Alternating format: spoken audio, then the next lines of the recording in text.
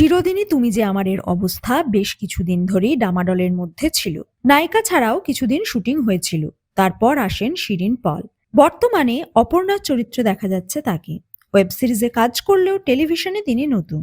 দর্শকরা অনেকেই তাকে আনন্দের সঙ্গে স্বাগত জানিয়েছেন। তবে কারোর চোখে এখনো জিতু দিতিপ্রিয়ার জুটি সেরা। ডামাডোলের মধ্যেও টিআরপিতে ভাটা পড়েনি। এই বৃহস্পতিবার আবার রিপোর্ট কার্ড এলে বোঝা যাবে কোন পজিশনে আছে চিরদিনই তুমি যে আমার। তবে জিতু কমল এবং শিরিনের কেমিস্ট্রি যে জমে উঠেছে তা বুঝতে পারছেন তাদের সহ অভিনেতা এবং টেকনিশিয়ানরা। প্রতিটা শটে অসাধারণ হচ্ছে। সহ অভিনেতারাও শিরিনের সঙ্গে কাজ করতে উৎসাহী। তারাও চান নায়ক নায়িকা হাল টেনে নিয়ে যাক। তবে প্রথম থেকেই তাদের মধ্যে রোমান্টিক সিন চলছে, যা দেখে কি ভাবছেন শিরিনের প্রেমিক জিৎ সুন্দর।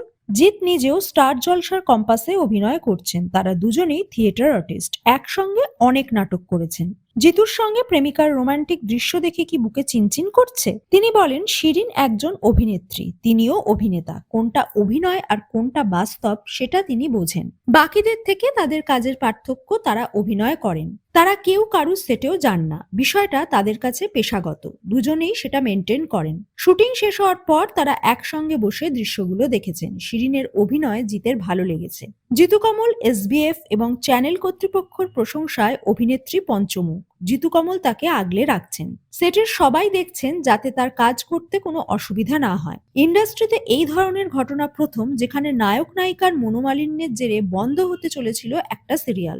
তারা মনে করেন একজন শিল্পীর কাছে মাইলস্টোন তার অভিনয়। শিরিন যাতে সুষ্ঠুভাবে সেটা করতে পারে তার জন্য তিনি শুভেচ্ছা জানিয়েছেন।